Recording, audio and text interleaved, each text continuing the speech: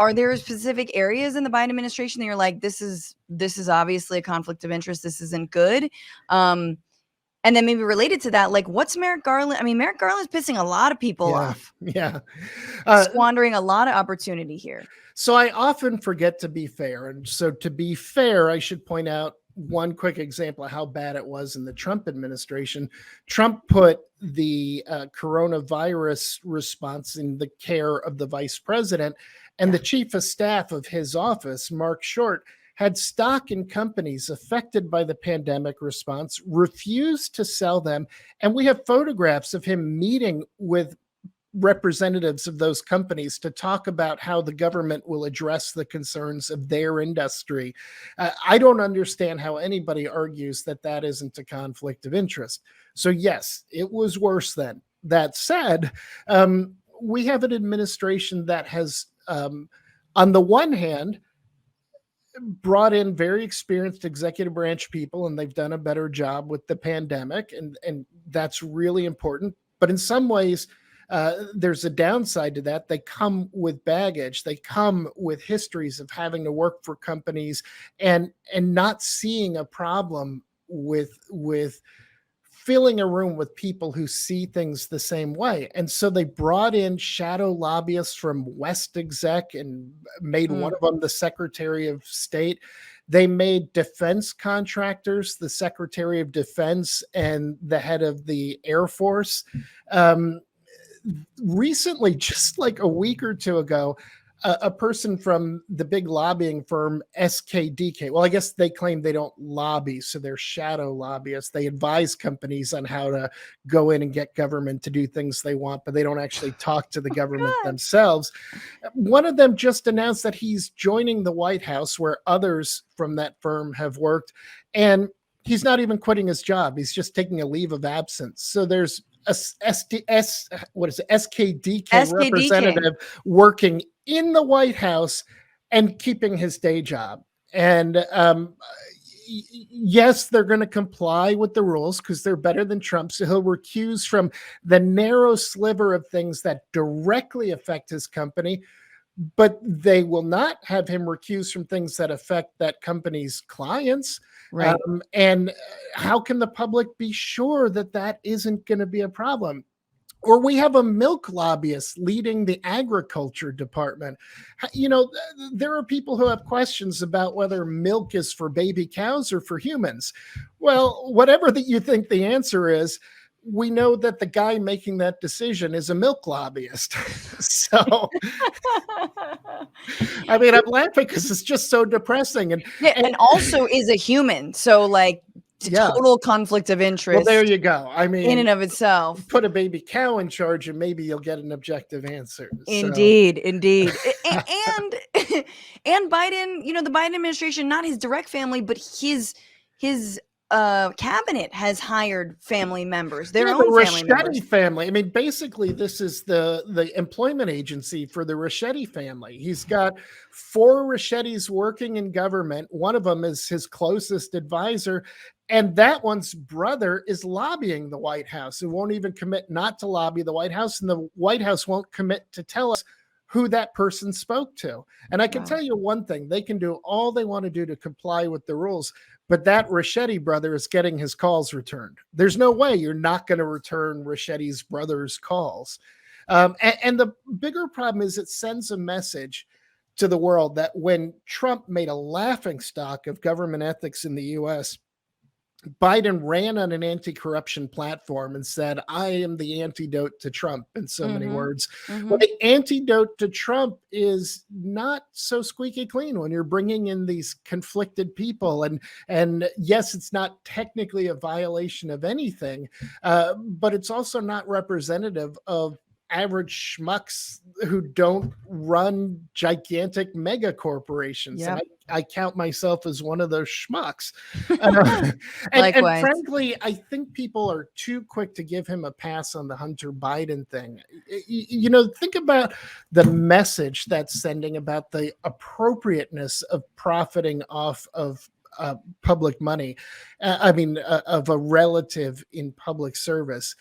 Haiti is in a state of disorder right now. It had a president assassinated, and it's had a number of other crises. Imagine if they brought in a new president, and one of the first things that happened in the first few months is that president's son started, who was a hedge fund manager, say, hypothetically, and he starts selling art for tens or hundreds of thousands of dollars. The State Department would dispatch somebody to go and try to persuade them to stop it, because they would have no doubts that it undermines public trust in government. Maybe. I mean, I don't know if in Haiti that would happen, but I Yeah. I do feel like the person who bought all that art is definitely a MAGA right winger who's gonna like try and see the code inside Hunter Biden's artwork. So, you know, that says the election was stolen, and or whatever the hell, like something. So like I don't feel as bad because we all know that's who bought it.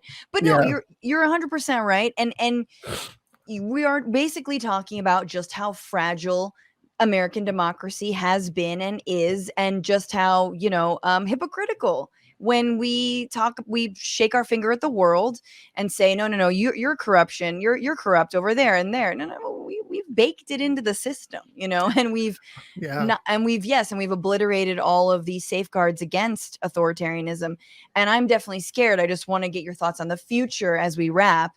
I'm personally scared that, not taking what we just went through under Trump seriously, is going to set us up for the Trump variant, right? Something Yeah. worse. The Stephen Miller, the Tucker Carlson, the whomever is going to come along.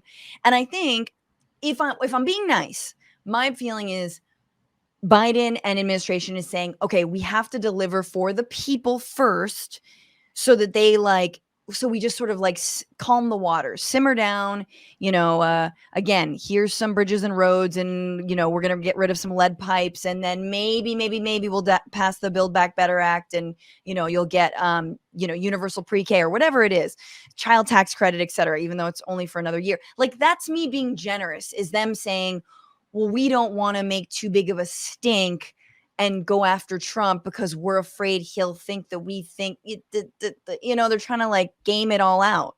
Yeah. I think that Trump thought he was president of the red states, and Joe Biden thinks he's president of 1991. So I just think they're playing by the old rules of what government is and what government should deliver, and not addressing the current problems. So I too am scared. Yeah. I think that this country is a powder keg, and we are sitting on a real potential for terrible violence in January 2025. I mean, we already had violence in January 2021. Yeah. And I think if the voter suppression works and some state legislature steals the election for real, so that it isn't just a crazy tinfoil hat Trump thing to say, things could really get out of hand. I have days where I just get lost in thinking about that. But I also have a lot of hope in people, because one thing the Trump era did was wake a lot of people up who'd been very comfortable. And frankly, I say that because I always knew the government ethics program was kind of weak, but I never knew it was as weak as it turned out to be under Trump. And so I'm somebody who had a real awakening during that nightmare. I've had days during the last 4 years where I just wanted to be implanted back in the matrix and have my memory wiped and forget what I've learned. But there's no going back. And I think a lot of people have woken up to the need for citizens to participate in democracy.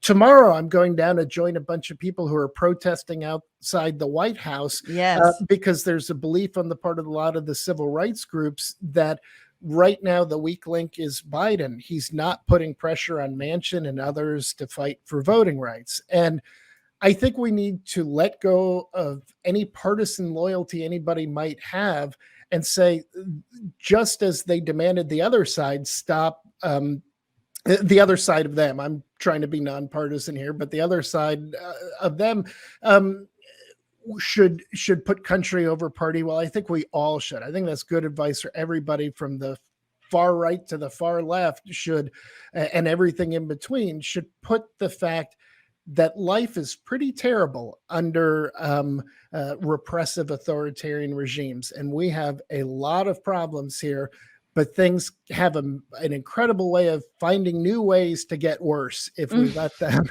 And I find optimism in the degree to which a lot of people have woken up in the past 4 years to the threats, and in the engagement, particularly of young people. Yeah. And by young people, I mean, in many cases, really young people, not even just, a generation or two, but all the way down to high school kids are Yes. truly far more engaged than I ever was at their age, because like Biden, it was 1991, and I thought things weren't as dangerous as they are now. I mean, it's we're not talking about this issue, but it is very striking that two of the biggest, I would say, mass mobilizations in the last few years that we've seen have really to do with police violence and violence in communities, related to Mhm. gun violence, right? And led by young people.